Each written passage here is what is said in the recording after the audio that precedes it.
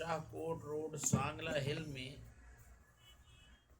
اللہ کے پاک قرآن سے جو آیت کریمہ تلاوت کرنے کا شرف حاصل کیا ہے، بہت ہی سادہ سا ترجمہ ہے۔ صراط الذین انعمت علیہم۔ جب دعا مانگی کہ مولا ہمیں سیدھے راستے پر چلا، تو ساتھ ہی التجا کی کہ مولا صراط الذین، ان لوگوں کا راستہ،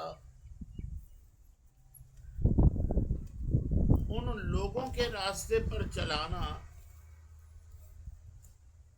انعمت علیہم، جن پر تو نے انعام فرمایا ہے۔ اب انعام جس پر ہے اسی کے راستے پر چلنے کی دعا ہے، اور ساتھ میں یہ بھی دعا کی غیر المغضوب علیہم، جن پر مولا تیرا غضب ہوا، ولا الضالین، اور جو گمراہ ہوئے ان کے راستے پر ہمیں نہ چلانا۔ یعنی جب بندہ دعا مانگ رہا ہے تو یہ خیال رکھے کہ دعا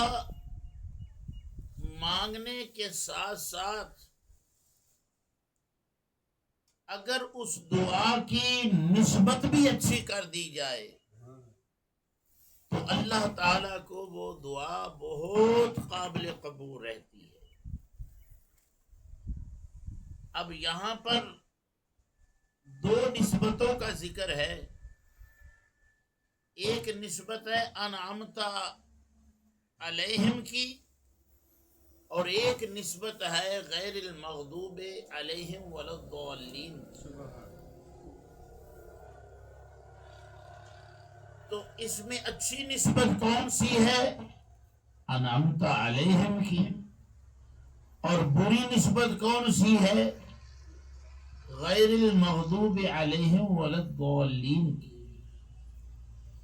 تو جب سیدھے راستے پہ چلنے کی استدعا کی، دعا کی، تو اچھی نسبت والوں کے ساتھ رہنے کی دعا کی، ان کی معیت کی دعا کی، ان کے ساتھ منسوب ہونے جڑنے کی دعا کی، اور جو اچھی نسبت نہیں تھی اس سے جدا رہنے کی دعا کی، اس سے دور رہنے کی دعا کی، اس سے اپنے آپ کو بری رکھنے کی دعا کی کہ یا رب کائنات، اب راستے دو قسم کے ہیں، ایک اچھا راستہ ہے، ایک برا راستہ ہے۔ کچھ لوگ اچھے راستے پہ ہیں، کچھ لوگ برے راستے پہ ہیں، لیکن مولا میں جو راستہ مانگ رہا ہوں وہ اچھوں والا راستہ ہے۔ اب پتہ چلا قرآن حکیم کی اس آیت مقدسہ سے، لوگ کہتے ہیں کہ آپ یہ اللہ والوں کے ساتھ ان کا کیوں ذکر کرتے ہیں، ان کے ساتھ محبت کیوں رکھتے ہیں، ان کے ساتھ تعلق کیوں قائم کرتے ہیں؟ تعلق باللہ ہونا چاہیے، اللہ کا تعلق ہونا چاہیے۔ تعلق بالرسالہ پہ بھی اعتراض کرتے ہیں، اور تعلق بالعابدین سے بھی چڑ کھاتے ہیں کہ جو اللہ تعالیٰ کے عابدین لوگ ہیں، محبوب لوگ ہیں، پیارے ہیں، ان سے بھی پریشان ہوتے ہیں۔ تو اگر اللہ تبارک و تعالیٰ کے بندوں کے ساتھ تعلق رکھنا غلط ہوتا حق والوں اور حق کے راستوں پہ چلنے والوں کے ساتھ تعلق رکھنا غلط ہوتا تو اللہ تعالیٰ قرآن کریم کے اندر یہ بات کیوں فرماتا؟ بلکہ منع کرنا چاہیے تھا، لوگوں راستہ تو وہی ہے جو میرا راستہ ہے، کہ مولا تو ہمیں اپنے راستے پہ چلا۔ تو نے اپنے بندوں کا ذکر کر دیا، صراط الذین انعمت علیہم، اور ان کا بھی ذکر کیا جو تیرے بندے تو ہیں لیکن تیرے راستے سے دور ہیں، منحرف ہوئے ہیں، تیری ناراضگی کو اختیار کیے ہوئے ہیں، اور ان سے بچنا بھی ہے۔ تو بندوں کے ساتھ ہی نسبت کا حکم ہے اور بندوں کے ساتھ ہی نسبت نہ رکھنے کا بھی حکم ہے۔ اب جن کے ساتھ نسبت رکھنی ہے وہ اللہ والے ہیں، اللہ کے محبوب ہیں، اللہ کے پیارے ہیں، اور جن سے نسبت نہیں رکھنی اگرچہ وہ اللہ کی مخلوق ہے لیکن وہ اللہ تعالیٰ کی بارگاہ سے ردے ہوئے ہیں، روندے ہوئے ہیں، اور اللہ تعالیٰ ان سے ناراض ہے اور وہ گمراہ ہیں، اور اللہ تعالیٰ کے راستے کو وہ چھوڑ چکے ہیں۔ تو کہا کہ اس لیے اگر تم لوگ میری طرف آؤ گے تو تمہیں آنے کے لیے بہت سمجھنا ہوگا، لیکن تمہاری اتنی سمجھ ہی نہیں ہے کہ تم میری طرف کیسے آؤ گے۔ ہاں، ہم وہ لوگ پیدا کرتے ہیں کہ جن لوگوں کے ساتھ آپ نسبت رکھو گے، تعلق رکھو گے، وہ میرے ہیں، بس ان کے پیچھے پیچھے آتے جانا، ہدایت پاتے جاؤ۔ اور وہ کون ہے؟ وہ صراط الذین انعمت علیہم ہے۔ قرآن کے اندر ایک مقام پہ فرمایا گیا انعم اللہ، کہ جن لوگوں پر اللہ کا انعام ہوا وہ کون ہے؟ من النبیین والصدیقین والشہداء والصالحین۔ وہ 4 قسم کے لوگ ہیں، انبیاء ہیں اور صدیقین ہیں، شہداء ہیں اور صالحین ہیں، نیک لوگ ہیں۔ تو اب نیک لوگوں کے ساتھ رابطہ اور تعلق جو ہے وہ قرآن کے حکم کے مطابق ہے۔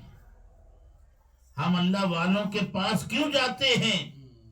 یہ غوث اعظم عبد القادر جیلانی رضی اللہ تعالی عنہ سے نسبت کیوں رکھتے ہیں؟ داتا علی حجویری کی بارگاہ میں کیوں جاتے ہیں؟ یہ ہم مشائخ اعظام، پیران اعظام کی بارگاہ میں کیوں جاتے ہیں؟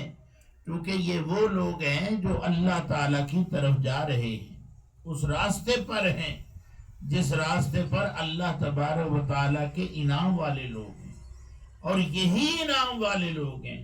تو جب ہم ان کے ساتھ نسبت رکھتے ہیں، تعلق رکھتے ہیں، تو ہم بھی ہدایت کی طرف چل پڑتے ہیں۔ تو اس لیے دوستو یہ ذہن میں ہونا چاہیے کہ اللہ تبارک و تعالیٰ کی طرف جانا ہے تو اللہ تعالیٰ کے وہ پیارے لوگ جو اس راستے پر چل رہے ہیں ان کے قدموں کے نشانات کو دیکھتے چلے جاؤ، قدموں کے پیچھے قدم لگاتے چلے جاؤ، انشاءاللہ آپ ہدایت کی طرف چلے جائیں گے، آپ اللہ تعالیٰ کی محبت کو حاصل کر لیں گے، اللہ کی معرفت کو پا لیں گے۔ یہی وجہ ہے کہ حضور صلی اللہ علیہ وآلہ وسلم تشریف لائے تو آپ نے اعلان فرمایا، لوگو سنو، میں تمہیں حق اور ہدایت کی تبلیغ کر رہا ہوں۔ قولوا لا الہ الا اللہ تفلحو، اللہ وحدہ ہے، فلاح پا جاؤ گے۔ اللہ اکبر۔ اور یہ بات بتانے سے پہلے حدیث پاک میں آتا ہے حضور صلی اللہ علیہ وآلہ وسلم ایک پہاڑی کے اوپر کھڑے ہو گئے، اور کھڑے ہو کر کے اہل مکہ کو جو مدعو کیا ہوا تھا تو فرمانے لگے اگر میں آپ کو کہوں کہ اس پہاڑ کے پیچھے سے، چونکہ پہاڑ کے بالکل اوپر میں کھڑا ہوں، ایک طرف آپ لوگ ہیں، دوسری طرف آپ کو کچھ نظر نہیں آ رہا، لیکن آپ لوگ جانتے ہیں کہ جس مقام پہ میں کھڑا ہوں اس کے چاروں اطراف میں دیکھ رہا ہوں، سامنے بھی دیکھ رہا ہوں، پیچھے بھی دیکھ رہا ہوں، دائیں اور بائیں بھی دیکھ رہا ہوں۔ شاید تم اپنی طرف جدھر کھڑے ہو ادھر بھی دیکھ رہے ہوگے، دائیں اور بائیں بھی دیکھ رہے ہوگے، لیکن جو پیچھے ہے وہ تم نہیں دیکھ رہے، میں دیکھ رہا ہوں، کیونکہ میں اس مقام پہ کھڑا ہوں، بلندی کی سطح پہ کھڑا ہوں۔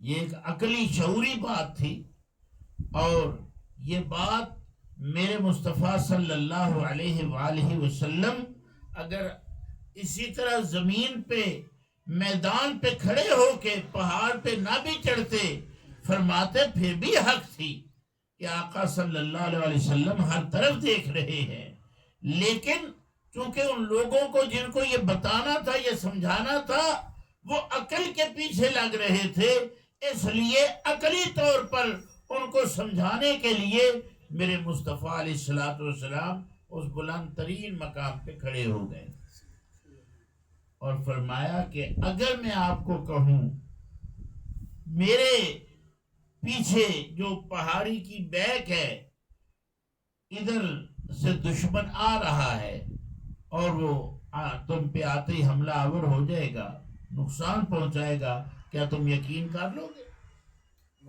ان کی عقل اور شعور کیا کہہ رہی ہے کہ واقعی جس پہاڑی پہ آپ کھڑے ہیں بلند مقام پہ، تو وہاں پہ ایسا ہی ہے کہ اگر دیکھا جائے تو وہ پیچھے سے سارا کچھ نظر آ رہا ہے، اگر کوئی آ رہا ہوگا اور آپ فرمائیں گے بے شک ہم نے اس آنے والے کو نہیں دیکھا، لیکن ہمیں پتا ہے کہ آپ جس چوٹی پہ کھڑے ہیں، جس بلند سطح پہ کھڑے ہیں، اس جگہ پہ کھڑے ہو کر کے اگر آپ پیچھے دیکھ کے یہ بات فرمائیں گے تو یقیناً وہ آ رہا ہوگا، ہم جھٹلا نہیں سکتے، کیونکہ اگر آپ یہ بات کسی اور مقام پہ کہتے تو جھٹلایا جا سکتا تھا، انکار کیا جا سکتا تھا کہ جی آپ کون سا ادھر کو دیکھ رہے ہیں، ہمیں نظر نہیں آتا تو آپ کو کیسے نظر آ رہا ہے۔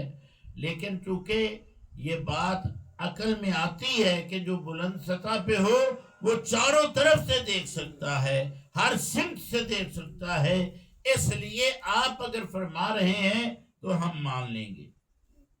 اور دوسری بات یہ کہ یہ تو عقل کی بات ہو گئی کہ آپ جس بلند مقام پہ ہیں وہاں سے آپ پیچھے دیکھ رہے ہیں، اور پھر اگلی بات ہے کہ غلط بات بھی ہو سکتی ہے کہ دیکھا بھی آپ نے اور وہ پیچھے سے کچھ بھی نہ ہو، تو پھر اگر کہا جائے کہ جی پیچھے دشمن آ رہا ہے تو بے شک دشمن نہ بھی ہو، لیکن ہم آپ کی بات پر یقین اس لیے کریں گے کہ ہم نے آپ کو ایک عرصہ دراز تک دیکھا ہے کہ آپ صادق الوعد الامین ہیں، آپ قول کے سچے ہیں، وعدے کے پکے ہیں، اور جب بھی آپ کے پاس کوئی امانت رکھی گئی ہے آپ نے اس کی حفاظت فرمائی ہے، کبھی اس میں خیانت نہیں فرمائی ہے۔ اب یہ دو باتیں سمجھنا ضروری ہو گئی، ٹھیک ہے؟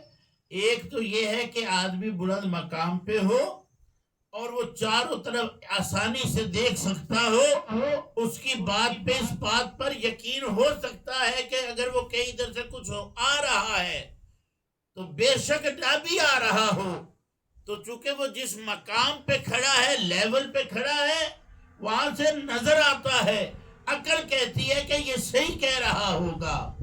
لیکن میرے آقا صلی اللہ علیہ وآلہ وسلم کی سچائی پر انہوں نے دو باتوں کو دلیل بنایا، ایک بات یہ فرمائی، ایک یہ عرض کی کہ آقا آپ جس بلند مقام پہ کھڑے ہیں اس کا بھی تقاضا یہ ہے، اس اعتبار سے بھی مانا جا سکتا ہے کہ واقعی ادھر سے کچھ آ رہا ہے، تبھی تو آپ فرما رہے ہیں، کیونکہ آپ دیکھ رہے ہیں۔ اور اگلی بات یہ ہے کہ ہاں غلط بیانی بھی ہو سکتی ہے کہ کوئی نہ بھی آ رہا ہو اور کوئی کہنے والا کہہ دے کہ ہاں جی ادھر سے یہ آ رہا ہے وہ آ رہا ہے، لیکن اس بات کو بھی ہم ویریفائی اور تصدیق کرتے ہیں کہ چونکہ آپ کی زندگی مبارک جو ہمارے سامنے گزری ہے، اس زندگی میں ہم نے آپ کو صادق بھی پایا ہے، وعدے کا پکا بھی، امانت دار بھی پایا ہے، وعدے کا پکا بھی پایا ہے۔ یہ تینوں کوالٹیز کو مد نظر رکھتے ہوئے ہم بالکل حقیقت بات یہ بیان کرتے ہیں کہ اگر آپ کہہ رہے ہیں تو حقیقت میں آ ہی رہا ہے۔ تو میرے مصطفیٰ صلی اللہ علیہ وآلہ وسلم نے ان کی دونوں دلیلوں کو سامنے رکھتے ہوئے پھر فرمایا کہ ہاں یہ بات ایک مثال سمجھانے کے لیے تھی، یہ بات مثال سمجھانے کے لیے تھی کہ تاکہ آپ کو میں اپنی بات جو بتانا چاہتا ہوں میں اس کے بارے میں ایک سند حاصل کر لوں آپ لوگوں سے کہ جو میں بات کرتا ہوں وہ غلط نہیں ہوتی۔ آپ نے دونوں اعتبار سے سند دے دی ہے، ایک تو اپنی عقل کے اعتبار سے، ایک وہ بات جو میرا کیریکٹر ہے، جو میرا کردار ہے اس کے اعتبار سے۔ تو پھر سن لو کہ یہ بات ایک سمجھانے کے لیے تھی، سمجھنے کے لیے تھی۔ اگلی بات یہ ہے کہ وہ جو چیز آپ کو نہیں نظر آ رہی وہ یہ ہے قولوا لا الہ الا اللہ تفلحوا، کہ لا الہ الا اللہ کہہ دو فلاح پا جاؤ۔ اللہ اکبر، یہ کتنی بڑی بات تھی، کتنی بڑی بات تھی کہ لا الہ الا اللہ کہہ دو۔ اب وہ لوگ لاجواب ہو گئے، لاجواب ہو گئے، کیونکہ یہ جو بات تھی نا کہ آپ صادق بھی ہیں، امین بھی ہیں اور وعدے کے پکے بھی ہیں، اس کا تعلق اس بات سے تھا، اس بات سے تھا، لا الہ الا اللہ سے، کہ جب رسول اللہ صلی اللہ علیہ وآلہ وسلم سچے ہیں، گفتگو جو فرماتے ہیں وہ سچی ہوتی ہے، تو جب لا الہ الا اللہ کہہ رہے ہیں تو یہ بات بھی تو سچی ہے۔ تو جب یہ بات سنی انہوں نے، اب ان سے کچھ بن نہ پایا اور انہوں نے پھر کہا کہ اے محمد صلی اللہ علیہ وآلہ وسلم، کیا آپ نے ہمیں اسی لیے بلایا تھا؟ اللہ اکبر، کسی نے کچھ کہا، کسی نے کچھ کہا، وہیں پر حضرت مولا کائنات مولا علی کرم اللہ وجہ الکریم نے معصومیت کے عالم میں، کم سنی کی عمر میں سب سے پہلے ہاتھ اٹھا کے کہا ہاں اشہد ان لا الہ الا اللہ واشہد ان محمد عبدہ ورسولہ۔ رسول اللہ صلی اللہ علیہ وسلم، میں گواہی دیتا ہوں کہ جو بات آپ فرما رہے ہیں کہ وہ وحدہ لا شریک ہے، وہ حق ہے اور آپ اس کے پیارے رسول ہیں۔ تو وہ دوستو پتہ چل گیا کہ اللہ تبارک و تعالی نے جو بات فرمائی کہ صراط الذین انعمت علیہم، بھئی ہدایت کی دعا مانگنی ہے اور دعا مانگ کر کے یہ بھی خیال رکھنا ہے کہ اس راستے پر چلنا ہے جن کے راستے پر انعام ہوا ہے، اور سب سے پہلا جو انعام ہے وہ محمد رسول اللہ صلی اللہ علیہ وسلم پر ہے، اور مولا علی علیہ السلام نے چل کے دکھا دیا کہ رب کائنات میں محمد عربی صلی اللہ علیہ وسلم کے راستے پہ چل پڑا۔ اللہ اکبر۔ تو پیارے دوستوں اور بزرگوں، بات یہ سمجھنے کی ہے اور سمجھانے کی ہے کہ اگر ہم لوگ صحیح طرح سے اللہ والوں کے ساتھ محبت کر لیں، اللہ تعالیٰ کے پیارے بندوں کے ساتھ محبت کر لیں، جو ہمیں اللہ کے پیارے محبوب صلی اللہ علیہ وآلہ وسلم اور اہل بیت اطہار اور صحابہ کرام علیہم الرضوان اور اولیاء کاملین صالحین کے راستے کی طرف لے جائے، سمجھ لو وہ حق کا راستہ ہے اور وہ انعام والوں کا راستہ ہے اور وہی راستہ جو ہے صراط مستقیم ہے۔ اسی طرح سے آپ دیکھیے کہ حضرت پیران پیر دستگیر محبوب سبحانی قطب ربانی شہباز لامکانی سیدنا عبد القادر جیلانی رضی اللہ تعالی عنہ وہ معصومیت کا عالم ہے۔ اللہ اکبر، چھوٹے سے بچے ہیں، کئی کتابوں میں آپ کی عمر مبارک 4 سال بھی بیان کی گئی ہے، کئی میں زیادہ بھی بیان کی گئی ہے۔ بہرحال مختصراً یہ کہ آپ جب تھوڑے سے شعور میں آ گئے، سمجھدار بچے ہو گئے، تو والدہ صاحبہ نے فرمایا کہ بیٹا جاؤ اور جا کر کے آپ کیا کرو کہ آپ دین کا علم حاصل کرو، آپ دین کے عالم بن جاؤ۔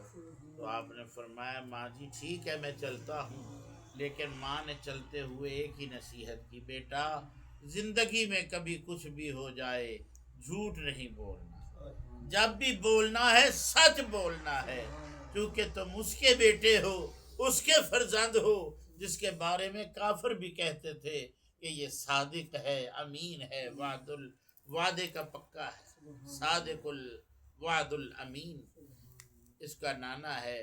تو جب آپ ان کے فرزند ہیں تو آپ کے اندر بھی یہ کوالٹی ہونی چاہیے، یہ چیزیں نظر آنی چاہیے۔ تو ایسا ہی ہوا کہ راستے کے اندر جب جاتے ہوئے وہ قافلے کو لوٹنے والے قریب ہوئے اور انہوں نے ان سب کو لوٹنا چاہا، لوٹتے لوٹتے جب حضرت پیران پیر دستگیر غوث اعظم عبد القادر جیلانی رضی اللہ تعالی عنہ کے پاس آئے تو وہ کہتا ہے ڈاکو کہ او کاکے تیرے پاس بھی کچھ ہے؟ فرمایا ہاں ہاں ہے میرے پاس۔ کیا ہے تیرے پاس؟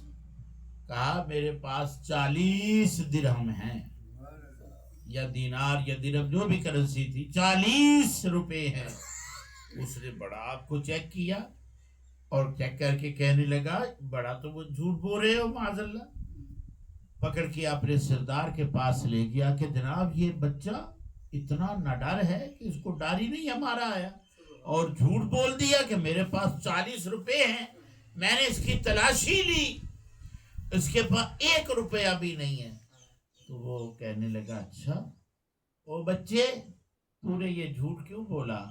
تو وہ بچہ بھی اپنے نانا جان مصطفیٰ صلی اللہ علیہ وسلم کا فرزند ارجمند تھا، اس کے سامنے یہ واقعہ موجود تھا کہ میرے نانا نے بھی مکہ کی پہاڑی پہ کھڑے ہو کر کے کہا تھا کہ میرا کیریکٹر کیا ہے، میں اس کیریکٹر کو فالو کر رہا ہوں اور اس کا اعلان کر رہا ہوں کہ جس نانے کے بارے میں کافر یہ عقیدہ رکھتے ہیں کہ یہ صادق الوعد الامین ہے، اسی کا یہ نواسہ جو ہے یہ بھی کہہ رہا ہے کہ میں اس کو فالو کرتے ہوئے میں بھی صادق اور امین ہوں اور وعدے کا پکا ہوں اور میری بات میں کوئی غلط بیانی نہیں ہے۔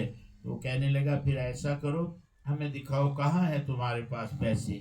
تو جب آپ کو یہ کہا گیا کہ پھر ہمیں دکھاؤ تو پھر دکھانے والے نے دکھایا، کہا یہ دیکھو میرا جو میرے کوئی لباس ہے اس کے اندر کو ذرا کھولو۔ جب اندر کو کھولا گیا تو وہ 40 درہم جو تھے وہ اندر سلے ہوئے تھے، موجود تھے۔ تو کہا یہ دیکھیے۔ تو دوستو جب وہ کرنسی دیکھی گئی کہ یہ اندر سلی ہوئی ہے تو وہ حیران ہو گئے اور وہ سردار اس معصوم کی قدموں پہ گرتا ہے اور یہ عرض کرتا ہے کہ اے عبد القادر، اے معصوم بچے، اے عبد القادر آپ اتنے چھوٹے ہو کے ننھے بوڑھے ہو کر کے جانتے ہوئے کہ یہ لوٹنے والے ہیں، یہ لوٹنے والے ہیں، اور آپ لٹانے کے لیے تیار ہو گئے اور آپ نے بتا دیا جبکہ ہمیں سمجھ ہی نہیں آ رہا تھا کہ آپ کے پاس کچھ بھی نہیں ہے، کہہ دیتے کچھ بھی نہیں ہے۔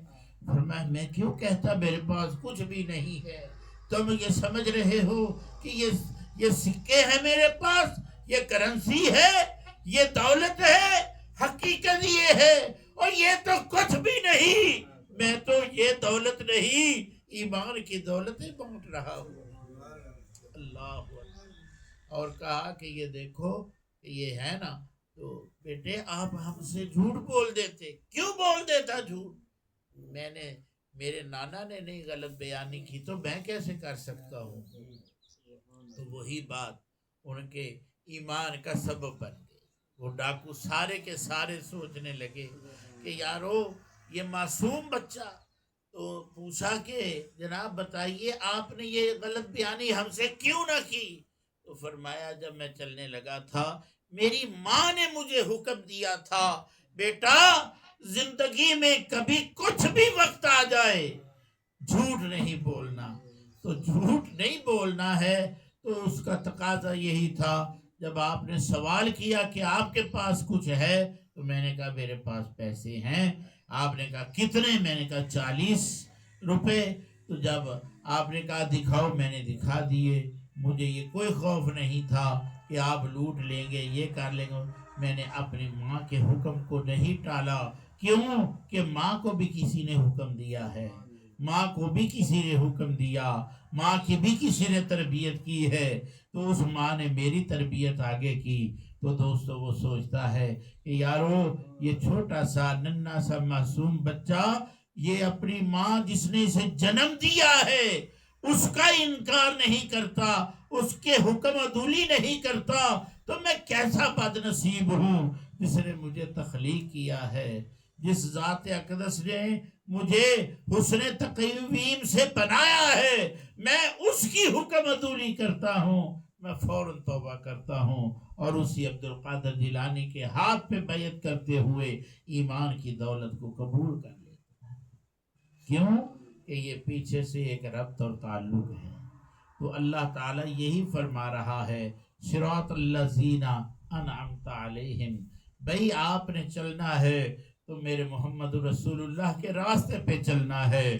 تو اس راستے پہ سب سے پہلے چل کے مولا کائنات نے دکھا دیا کہ لوگوں میں چل رہا ہوں، اور اس کے بعد وقت آیا ہے تو ان کے بیٹے حضرت سیدنا عبدالقادر جیلانی رضی اللہ تعالی عنہ نے چل کے دکھا دیا کہ میں بھی صراط الذین انعمت علیہم پر ہوں۔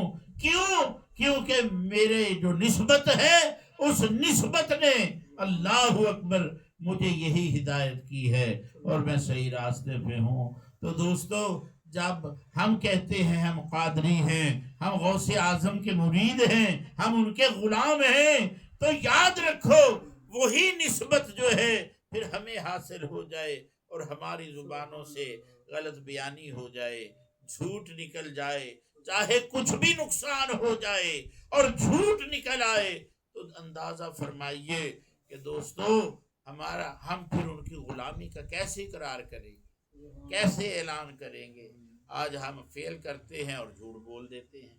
اگر قادری کہلانا ہے، قادری نسبت بیان کرنی ہے، تو کبھی آپ کی زبان سے جھوٹ نہیں نکلنا چاہیے۔ تو یہ قادری نسبت اور قادری رابطہ اور حضور غوث اعظم رضی اللہ تعالی عنہ کے مرید ہونے کے اعلان کے ساتھ یہ سمجھ آنی چاہیے کہ ابھی میں اس ہستی کا مرید ہوں، اس ہستی کی غلامی کا اعلان کر رہا ہوں کہ وہ ڈاکوؤں کے سامنے کہ وہ مجھے لوٹ لیں گے، میرے پیسے کو حاصل کر لیں گے، انہوں نے غلط بیانی نہیں کی، پیسے کا انکار نہیں کیا، اور ہم لوگ وہ غلط بیانیاں کر رہے ہیں، انکار کر رہے ہیں اور سچ کو چھپا رہے ہیں۔ وہ لوگ وہ کہتے ہیں کہ ہمیں کچھ بھی کر دو، یہاں تک کہ ایک جان ہے نا وہ بھی لے لو، لیکن ہم جھوٹ نہیں بولیں گے۔ ہم تو قدم قدم پہ جھوٹ بول رہے ہیں۔ تو اللہ تعالیٰ نے فرمایا جو جھوٹے ہیں وہ غیر المغضوب علیہم ولا الضالین والے ہیں، اس لیے ان کے راستے پہ کبھی نہ چلنا، کبھی نہ چلنا۔ چلنا تو ان کے راستے پہ کہ ڈاکو ہیں، لوٹنے والے ہیں اور وہ آپ کا نقصان کر دیں گے، تو ضرور چلنا۔ وہ دیکھو کفار مکہ ہیں، جان کے دشمن بن گئے، کہنے لگے اے محمد صلی اللہ علیہ وسلم آپ نے ہمیں اس لیے بلایا اور جس دین پر، جس بات پر ہمارے آباء و اجداد قائم ہیں، ہم اپنے بتوں کو چھوڑ دیں، ہم اپنے خداؤں کو چھوڑ دیں، یہ جو ہم نے خود اپنے ہاتھوں سے بنائے ہیں، جن کی ہم پوجا کرتے ہیں. لیکن میرے محمد رسول اللہ صلی اللہ علیہ وسلم نے جان کی پرواہ کیے بغیر کہا لا الہ الا اللہ، حق کا پرچم بلند کر دیا. تو اس لیے محمد عربی کا ہر غلام جو ہے وہ جان کی پرواہ کیے بغیر وہ حق کا پرچم کو بلند کرے گا، کیونکہ جان کی اسے کوئی پرواہ نہیں ہے، اسے ایمان کی پرواہ ہے، اسے اللہ کی محبت کی پرواہ ہے، اسے مصطفیٰ کی غلامی کی پرواہ ہے. اور غوث اعظم رضی اللہ تعالی عنہ کا مرید مولا کائنات کی اولاد ہو اور وہ جھوٹ بولے، اللہ اکبر، وہ بدبختی ہوگی اس کے لیے. توبہ کر لے، جھوٹ سے توبہ کر لے. میں پھر کہہ رہا ہوں کہ مولا علی کی اولاد کا دعویٰ بھی کرتے ہو، غوث اعظم کے مرید ہونے کا اعلان بھی کرتے ہو، قادری نسبت بھی بیان کرتے ہو، جھوٹ بولتے ہو، تمہیں موت قبول کرنی چاہیے، جھوٹ نہیں. اور یاد رکھو موت سے بچ نہیں سکو گے. جھوٹ کی وجہ سے تم فوراً اس مقام پر آ گئے جس مقام پہ کہا غیر المغضوب علیہم ولا الضالین. اور جان کی پرواہ کیے بغیر سچائی کا اعلان کر کے تم فوراً آ گئے صراط الذین انعمت علیہم. فیصلہ تیرے اوپر چھوڑ دیا گیا. اہدنا الصراط المستقیم کی دعا مانگنے کے بعد اللہ نے پھر دو راہیں بتا دی کہ اب یہ دو راہیں ہیں. میں کہہ رہا ہوں کہ تو نے دعا مانگنی ہے جب تو یہ سیدھے راستے والوں کی مانگنی ہے. اور وہ کون ہے؟ وہ انعام والے ہیں، وہ انبیاء ہیں، وہ شہداء ہیں، وہ صدیقین ہیں اور وہ صالحین ہیں. اور جو گندے لوگ ہیں جنہوں نے دولت کو پسند کیا، پیسے کو پسند کیا، کوٹھیاں بنگلوں کو پسند کیا، ایمان کو چھوڑ دیا اور دنیا کو اختیار کر لیا، ان سے بچنا ہے، ان کے راستے پہ نہیں چلنا. لیکن افسوس ہم نے نعرہ بھی مارا، نعرہ رسالت، لیکن صف وہ اختیار کی، راستہ وہ اختیار کیا جو ابو جہل کا تھا. ہم نے کہا نعرہ حیدری، لیکن راستہ وہ اختیار کیا جو یزید ملعون کا ہے. ہم نے کہا نعرہ غوثیہ، لیکن راستہ وہ اختیار کیا جو اولیاء اللہ کے دشمنوں کا ہے، غداروں کا ہے. تو دوست، توبہ کا وقت ہے، توبہ کر لے اور اپنی ایمان اور عقیدہ کی اصلاح کر لے. اللہ تعالیٰ مجھے اور آپ کو عمل کی توفیق عطا فرمائے. وما علینا الا البلاغ المبین.